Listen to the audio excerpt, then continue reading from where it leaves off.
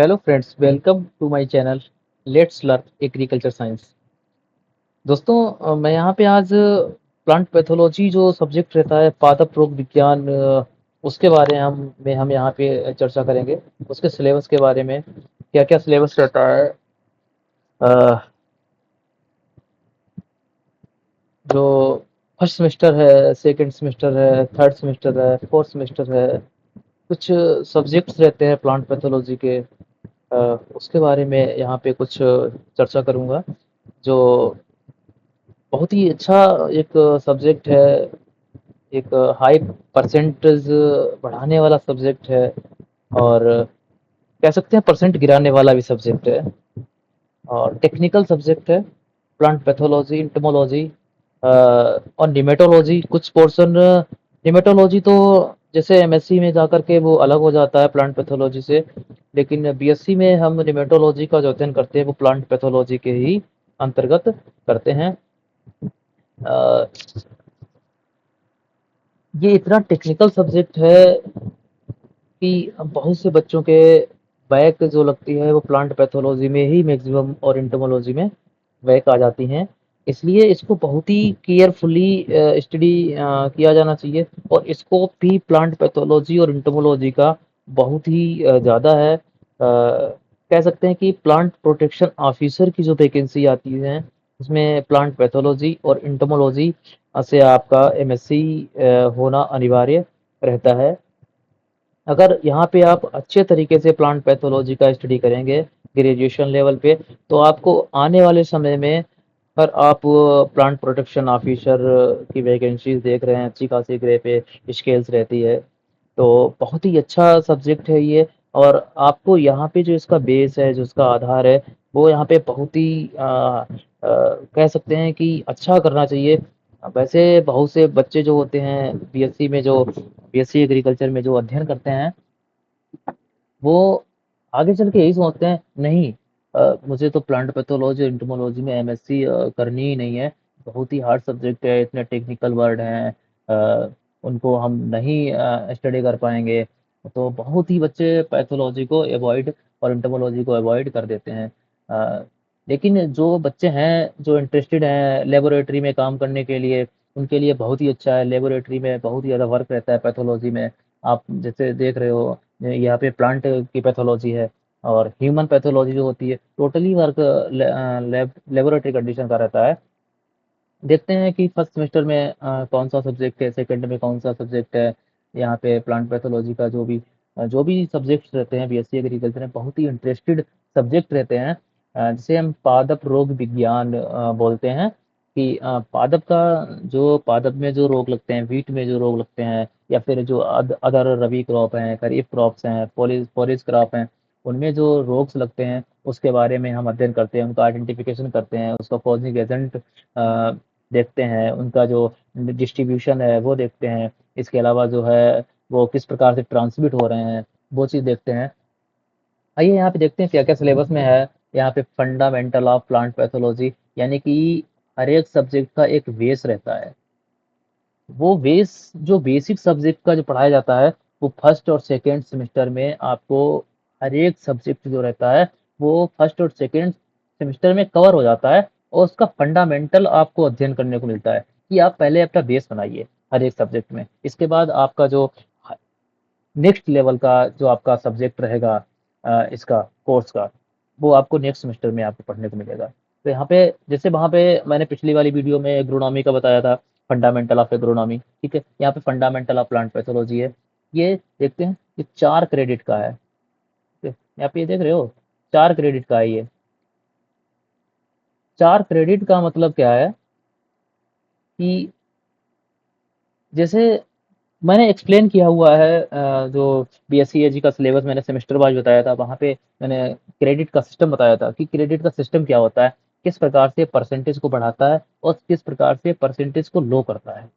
यहाँ पे हम थोड़ा क्रेडिट का सिस्टम समझ लेते हैं। जैसे यहाँ पे ये 4 क्रेडिट का सब्जेक्ट है, ठीक है, और यहाँ पे हम अदर कोई दूसरा सब्जेक्ट लेते हैं जो 1 क्रेडिट का है, ठीक है, या फिर 2 क्रेडिट का है, ठीक है।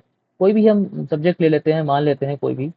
तो होता क्या है क्रेडिट सिस्टम में कि जैसे आपका ये 100 मार्क का जो है एक पेपर रहता है, ठीक है? 100 मार्क का एक पेपर रहता है। 100 मार्क में अगर कोई दूसरा 2 क्रेडिट का सब्जेक्ट है, यहाँ पे हम देख लेते हैं, ये 2 क्रेडिट का सब्जेक्ट है, ठीक है? यहाँ पे आपने नंबर जो गेन किए हैं वो 75 आउट ऑफ 100, ओके? और इसमें भी आपने 75 ही गेन किए हैं, जो 4 क्रेडिट का है। खेल समझिएगा क्रेडिट का क्या है। तो यहाँ पे आपको 75 इंटू 2 मल्टीप्लाई कितना होता है, 150 मार्क्स। यहाँ पे क्रेडिट बनता है 150 का। यहाँ पे 75 इंटू 4, आप देख रहे हो कि यहाँ पे 4 से मल्टीप्लाई करने में कितना बनेगा, आप 8 कर लीजिएगा,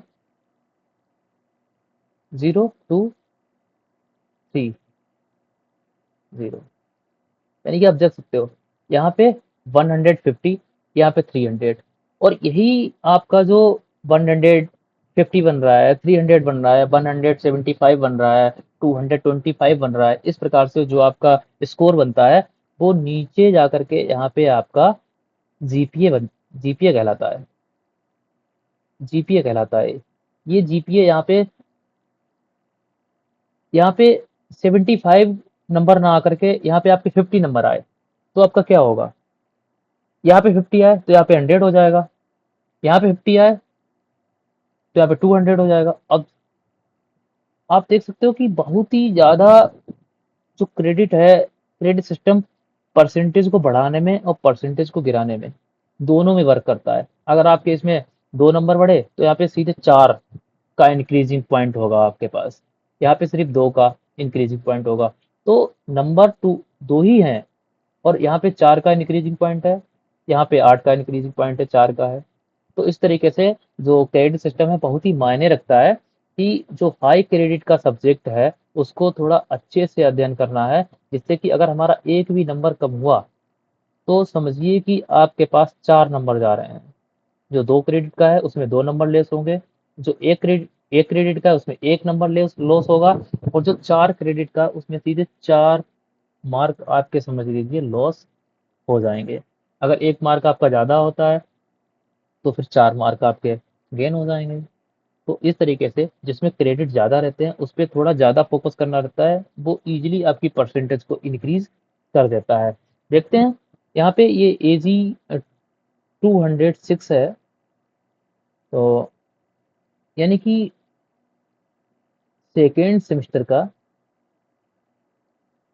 6वां सब्जेक्ट, यानी कि जो सेकेंड सेमेस्टर में जो भी सब्जेक्ट रहेंगे, आपका सीरियल नंबर 6 पे आपको ये subject fundamental of plant pathology का कोर्स रहेगा।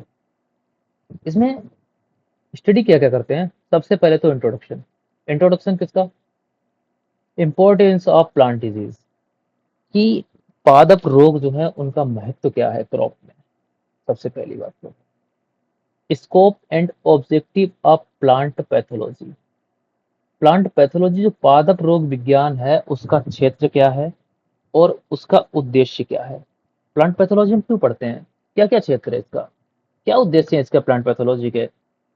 भाई जो पादप रोग विज्ञान है हम स्टडी करेंगे उसको क्या क्या ऑब्जेक्ट रहेंगे, इसके बारे में हम अध्ययन करते हैं। History of plant pathology with special reference to Indian work.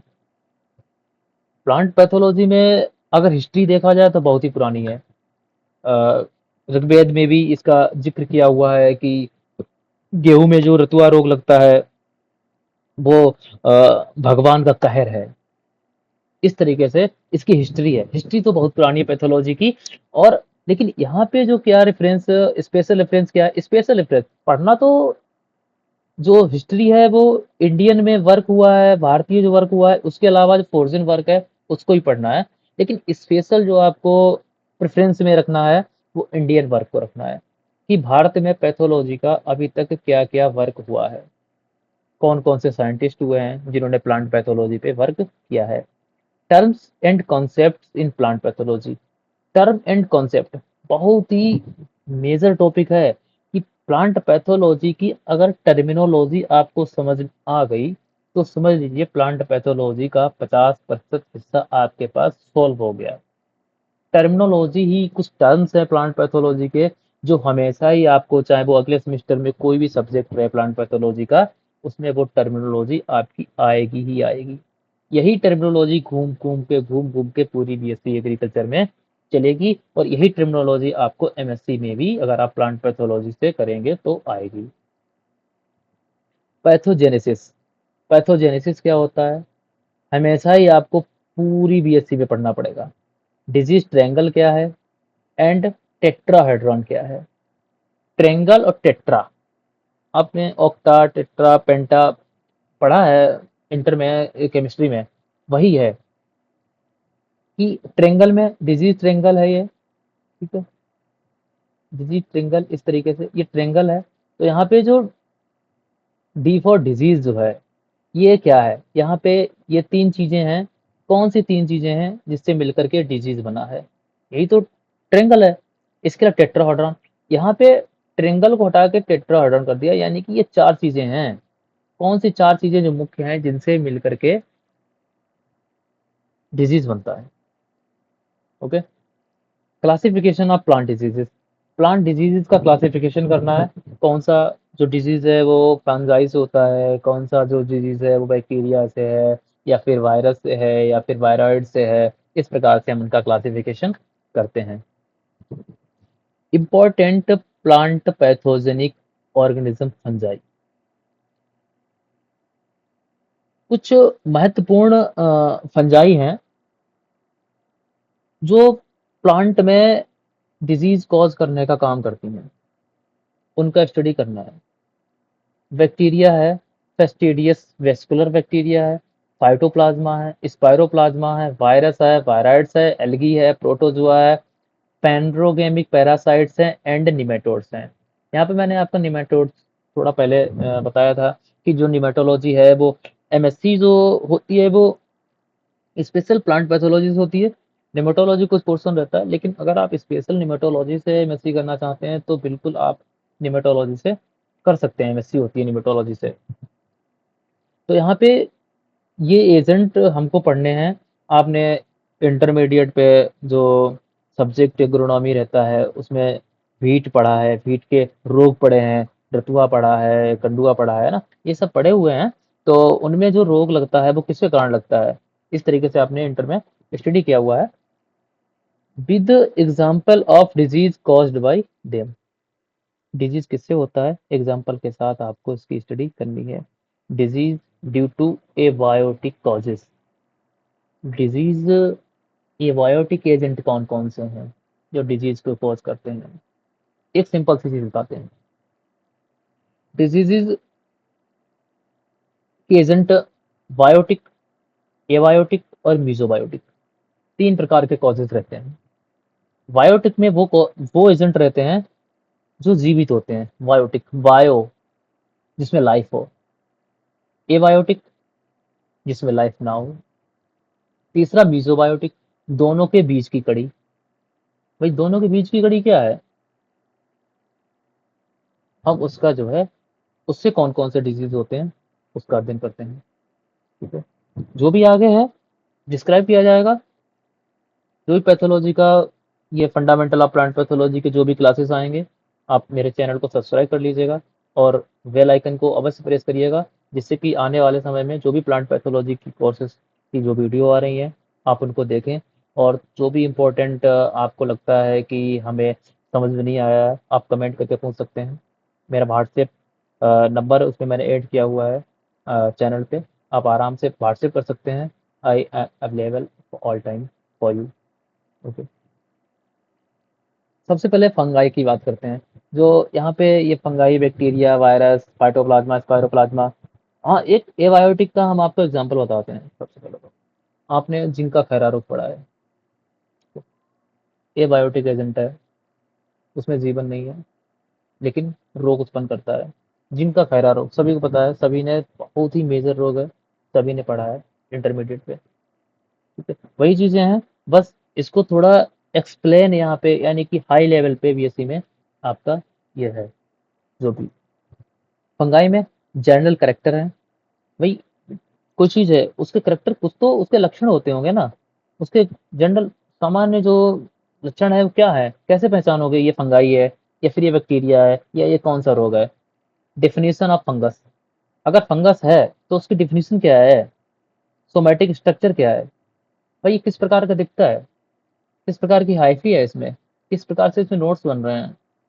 सिनोसिटिक है, एसिनोसिटिक है ना? माइसीलियम इसका कैसा है? ये स्ट्रक्चर्स में रहता है, वो आप आगे स्टडी करेंगे। Type of fungus, thalli, fungus tissues, modification of thallus. Thallus जो बनता है उसमें उसका मॉडिफिकेशन होता है, अलग अलग प्रकार के थैलस बनते हैं फंगाई में। रिप्रोडक्शन, भाई अगर फंगस लग रहा है पौधे में तो सिंपल सी बात हम बताते हैं आपको। जैसे ह्यूमन में बहुत ही एक नॉर्मल सामान्य डिजीज आपको देखने को मिल जाता है, जो दाद हो जाते हैं ह्यूमन में। आप देखते हो कि अगर दाद एक जगह हो गया है तो वो पूरी बॉडी में फैलता है धीरे धीरे। तो कैसे फैलता है? भाई एक जगह आपके चकत्ता हुआ है तो वो देखते हैं कि दो एक दो तीन दिन में दूसरी जगह हो गया, अरे भाई ये तो यहाँ पे हो गया। तो एक जगह से दूसरी जगह कैसे फैल गया? भाई जो चीज है वो रिप्रोडक्शन तो करती है, यानी कि जनन क्रिया तो करती है। ह्यूमन जनन क्रिया करता है, अपने बच्चे पैदा करता है। भाई उसको भी तो अपनी लाइफ साइकिल आगे बढ़ानी है। वो कैसे बढ़ाएगी? जो फंगस है वो लाइफ साइकिल आगे कैसे बढ़ाएगा? रिप्रोडक्शन करेगा, जाहिर सी बात है। ह्यूमन में सेक्सुअल रिप्रोडक्शन होता है, सभी को पता है। लेकिन फंगाई केस में क्या है? एसेक्सुअल और सेक्सुअल, यानी कि लैंगिक और अलैंगिक दोनों प्रकार से जनन होता है। कैसे कैसे होता है, कौन कौन से मेथड्स हैं, आने वाली वीडियो में आपको जानकारी मिल जाएगी। नोमेनक्लेचर है, बाइनोमियल सिस्टम ऑफ नोमेनक्लेचर है। नोमेनक्लेचर क्या है? नामकरण। कैसे फंगाई का नामकरण किया जाता है, कैसे बाइनोमियल सिस्टम काम करता है नोमेनक्लेचर पे। रूल्स ऑफ नोमेनक्लेचर क्या है? भाई जो क्लासिफिकेशन है नोमेन किसी फंगाई का है। आपका नाम क्या है? भाई जाहिर सी बात है किसी न किसी ने रखा होगा आपका नाम, ठीक है, वो तो आपका जनरल नाम है। आपका साइंटिफिक नेम भी है एक, होमोसेपियंस। भाई वो किसने रखा है? उसी प्रकार से नोमेनक्लेचर फंगाई पे वर्क करता है। भाई नोमेनक्लेचर किसने दिया है या क्लासिफिकेशन किसने दिया है? टेक्सोनॉमी के जनक कौन है? फादर ऑफ टेक्सोनॉमी, कमेंट में जरूर बताइएगा। Classification of fungi, key to division, sub division, order and classes. देखिए नोमेनक्लेचर में genus, species, division, sub division, kingdom, है ना, ये सब पढ़ेंगे आप। बैक्टीरिया की बात करते हैं, bacteria and molecules, journal morphology, characters, basic methods, reproduction. बहुत ही सिंपल सा है। फंगाई के बारे में बहुत सारा दिया हुआ है यहाँ पे, लेकिन बैक्टीरिया का मॉलिक्यूल्स का थोड़ा सा है। जनरल मॉर्फोलॉजिकल कैरेक्टर पढ़ने हैं। भाई बैक्टीरिया कैसा दिखता है? कोकस है, वैसिलस है, ठीक है, कैसा है? इसका रिप्रोडक्शन मेथड क्या है? भाई ये अपने आप को कैसे जनन करता है, कैसे बढ़ाता है ये? आपने सिट्रस देखा है, सिट्रस देखा है, नींबू। भाई उसमें एक रोग लगता है कैंकर, आपने पढ़ा भी होगा हॉर्टिकल्चर में, इंटरमीडिएट पे हॉर्टिकल्चर जो उद्यान विज्ञान या फिर जो वेजिटेबल साइंस आपने पढ़ा है, सस्य विज्ञान शायद सेकंड में है, सेकंड पार्ट में। उसमें जो सिट्रस आपने पढ़ा है उसमें सिट्रस कैंकर एक रोग पढ़ा है, बैक्टीरिया के द्वारा होता है। भाई एक पेड़ में हुआ, फिर दूसरे पेड़ में, फिर तीसरे पेड़ में, भाई पूरा पेड़ ही खराब हो गया, दो चार पाँच 10 पेड़ खराब हो गए। भाई कैसे हो गए? भाई रिप्रोडक्शन होता है ना, कैसे रिप्रोडक्शन होता है उसके बारे में यहाँ पे अध्ययन करेंगे। Virus, nature of properties, structure and transmission. इसका ट्रांसमिशन जो है, भाई वायरस में कुछ नहीं है, बस इसका नेचर क्या है, स्ट्रक्चर क्या है और ट्रांसमिशन क्या है। तीन चीज इसे पढ़नी है। सबसे मेजर चीज होती है कि इसका जो कंपोजिशन होता है वो सिर्फ दो चीजों से मिलकर बना होता है वायरस। आपने देखा कोविड-19 हुआ अभी, ठीक है, बहुत ही ज्यादा वायरस फैला पूरे वर्ल्ड में और बहुत ज्यादा नुकसान किया, ठीक है, इकोनॉमी पे बहुत ज्यादा फर्क है। क्या है? वायरस है। वायरस में क्या है? वायरस दो चीजों से मिलकर बना है, डीएनए और एनए, डीएनए अथवा आरएनए और प्रोटीन। भाई सिर्फ दो चीजें हैं। प्रोटीन, प्रोटीन तो रहनी है, प्रोटीन के साथ डीएनए होगा या आरएनए होगा, दो चीजें हैं सिर्फ प्रॉपर्टीज में, ठीक है। दो चीजों से मिलकर वायरस बना है। ट्रांसमिशन कैसे होता है? वायरस अपने आप कहीं नहीं फैलता है, वो एक जगह से दूसरी जगह किसी माध्यम के द्वारा, किसी वेक्टर के द्वारा ले जाया जाता है। जैसे कोविड-19 में पहले एक मनुष्य इन्फेक्टेड हुआ, ठीक है? मनुष्य क्यों हुआ? वही मनुष्य जो इन्फेक्टेड है वो किसी एनिमल के पास भी बैठा है, एनिमल क्यों नहीं हुआ? स्पेसिफिक होस्ट होता है एक वायरस का, ह्यूमन पे कॉज़ करेगा तो ह्यूमन पे ही करेगा, किसी एनिमल पे नहीं करेगा, ठीक है? वही अगर पौधे का वायरल डिजीज़ है, तो पौधे को इन्फेक्ट करेगा। आपने इंटरमीडिएट में पढ़ा है भिंडी का येलो बेन मोज़ेक रोग, पढ़ा है ना? भाई भिंडी नहीं खाते हम क्या? भिंडी खाते हैं, उबाल के खाते हैं, बना के खाते हैं, लेकिन वायरस मरता नहीं है।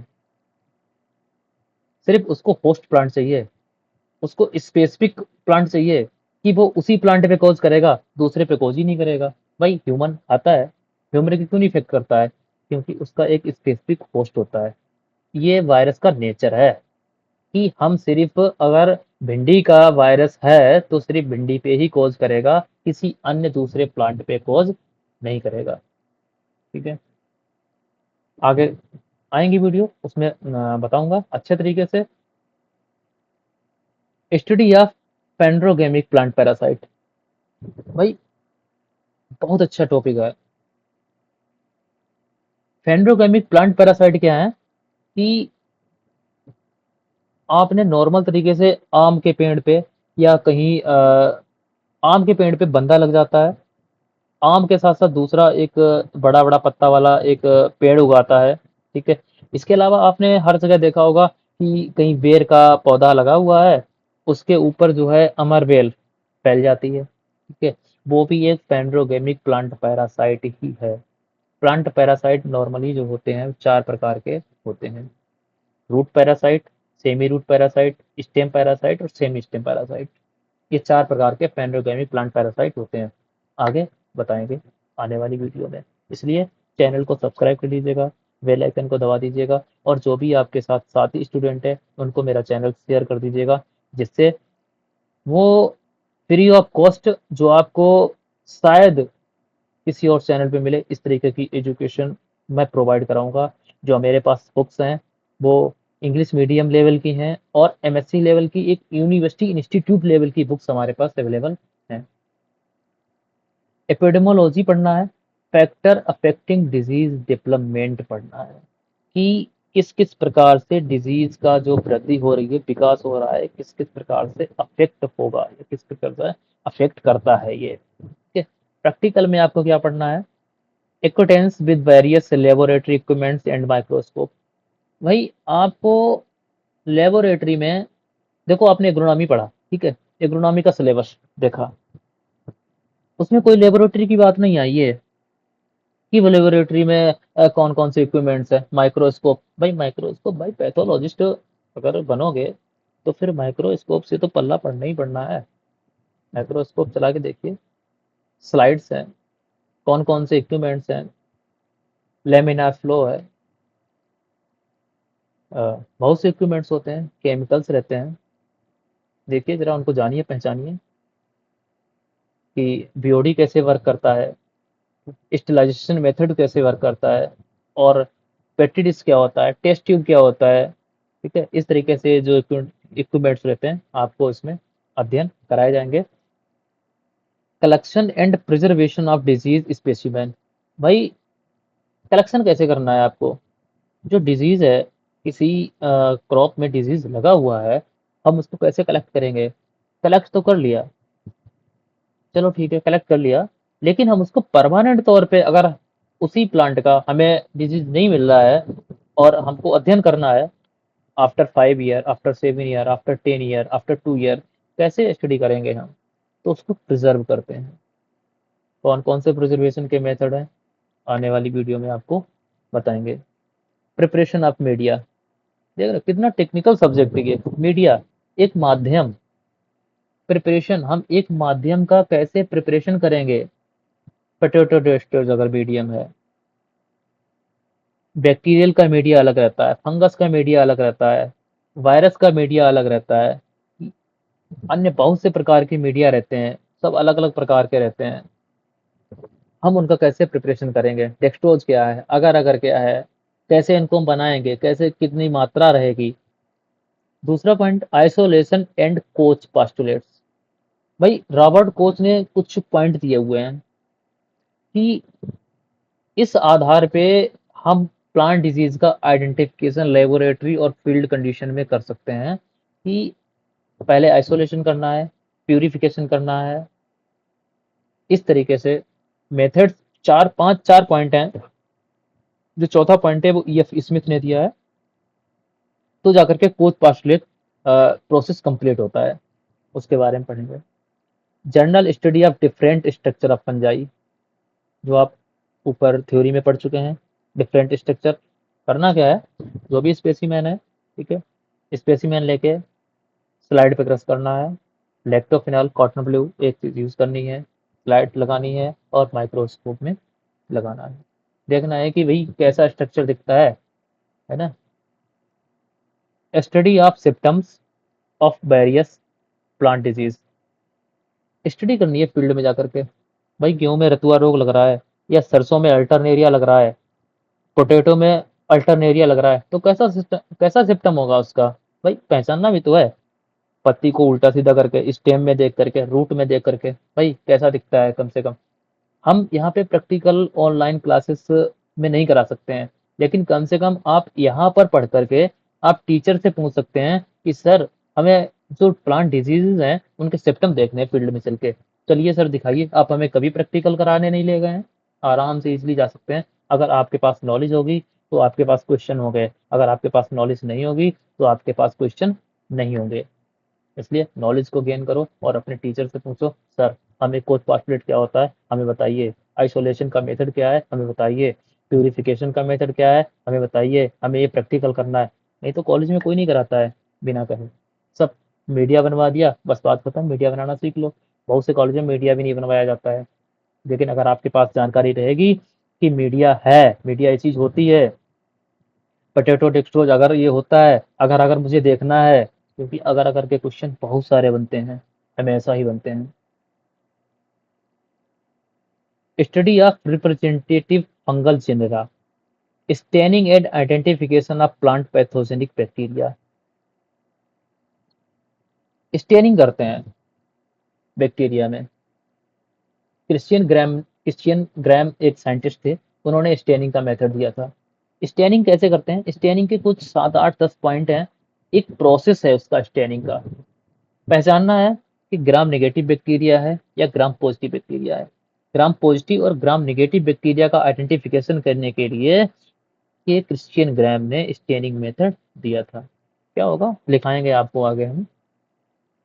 स्टडी ऑफ पेंड्रोगेमिक प्लांट पैरासाइट, जैसा यहाँ पे मैंने बताया, स्टडी ऑफ पेंड्रोगेमिक प्लांट पैरासाइट, उनकी स्टडी करनी है, देखना है भाई। अगर बंदा लग रहा है ना आम के पेड़ में तो कैसा दिखता है, सर हमें दिखाइए। ये अमरवेल है कैसी है हमें दिखाइए। या फिर स्टेम पैरासाइट है, कैसा स्टेम पैरासाइट, कहाँ निर्भर रहता है, क्या करता है, कैसे ग्रो होता है, किस किस प्लांट पे ग्रो होता है, भाई सब कुछ मिलेगा।